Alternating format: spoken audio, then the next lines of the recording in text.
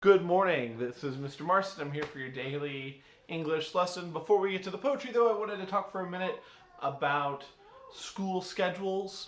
A schedule got sent out to you guys or to your parents by the school district and kind of shows what's supposed to be going on. It was a really confusing document. There's a lot of pieces to it that I didn't quite understand, but part of it had this timetable where Monday through Thursday you guys are supposed to do work for your different classes at different times. And then the teachers are supposed to be available to the students in that class during that time. I'm not going to stress about that. I don't think that that works for me with working from home and teaching from home and learning from home. I'm just going to make myself available to you. I'll be online starting at about 9 a.m. Monday through Thursday, and I'll be on until about 2 p.m. to answer your questions, respond to emails, and stuff like that. If you send me an email after 2, I might not get to it until the next day at 9. They want us to do instructional content Monday through Thursday, and they kind of give you guys Friday to work on homework or whatever. So that's what we're going to do. I have to turn in a grade on April 13th. So what that grade is going to look like is going to be based on two things. It's going to be based on your interaction, your response to the questions on these daily videos, and your completion of that literary analysis. That's that first activity that's at the very bottom of this classroom. Basically, all it is you read a book, and then you kind of follow that template to write a short essay explaining kind of what you read and what the themes were and what you learned from reading that book. Pretty easy stuff, but it definitely shows me that you're still being engaged and thinking about literature, which is everything I want from you in English class.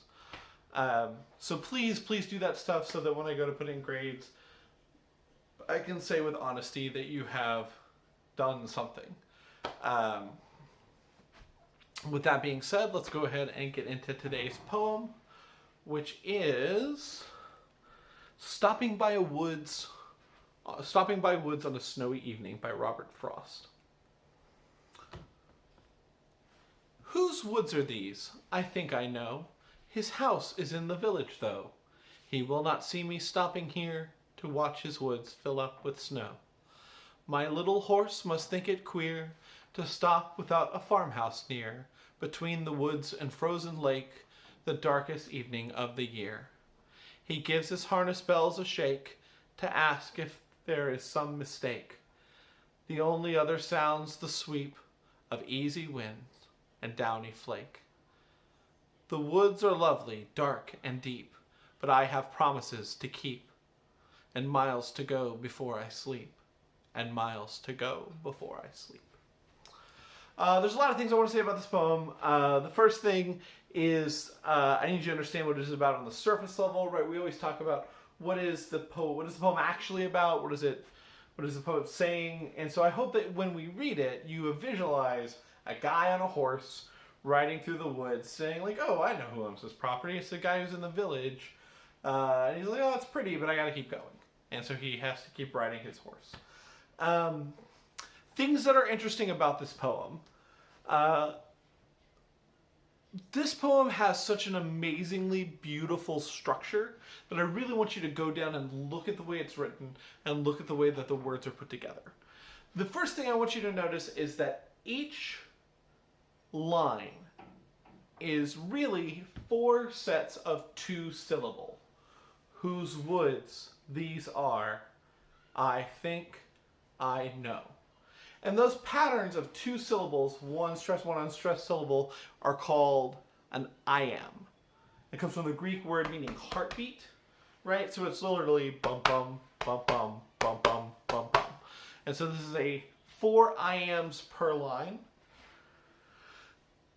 And he uses this pattern throughout the poem. It's in every line, right? He gives his harness bells a shake.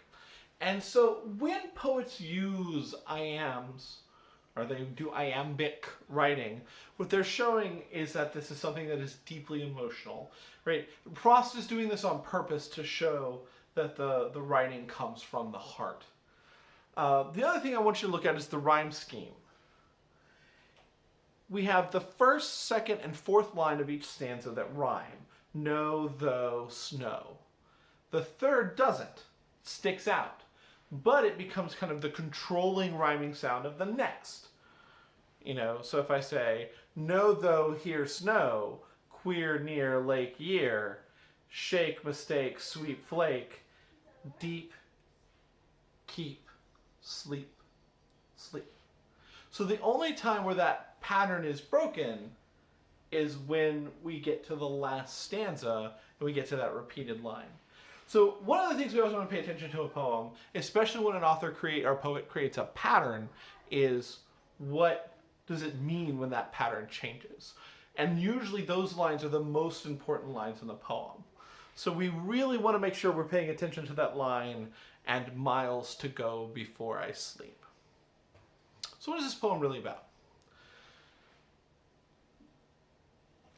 I would argue, as Frost has spoken about himself, that a lot of his poetry is about journeys into the unknown and leaving the comfort, right? He's left the village, right? The horse is like, there's nowhere to sleep. Why are you out here? The guy who owns the woods is in the village chilling, right? But this writer has left the village, is in the woods, and has miles to go, right? It's about facing things that we don't know, about things that we're not certain about, with bravery and going forward into them.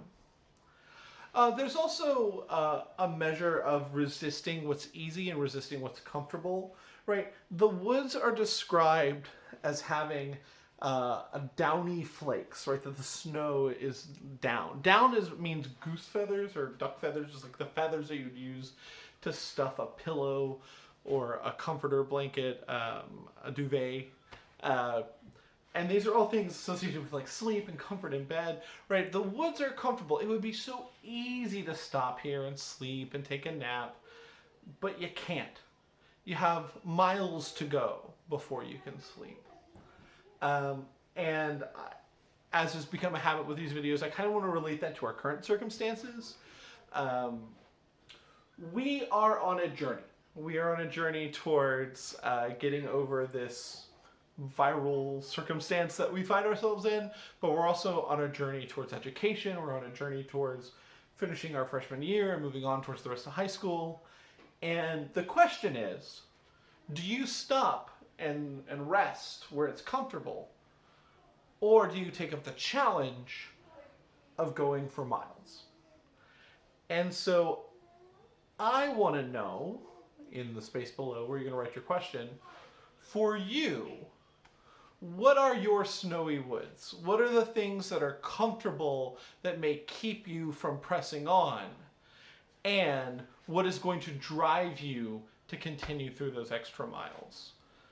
Please write your answer in the space below. I've turned on comment responses, so if somebody answers something that is like super compelling to you, or you think that their thoughts are interesting, please respond to them and tell them that. I want you guys to continue talking to each other and conversing. Please keep in mind that I am responsible for giving you a grade in some way, so do your best to try to respond every day. This will be my last one for this week, and I will see you on Monday, as my employers have said that this should be a Monday through Thursday thing. Thank you and have a good day.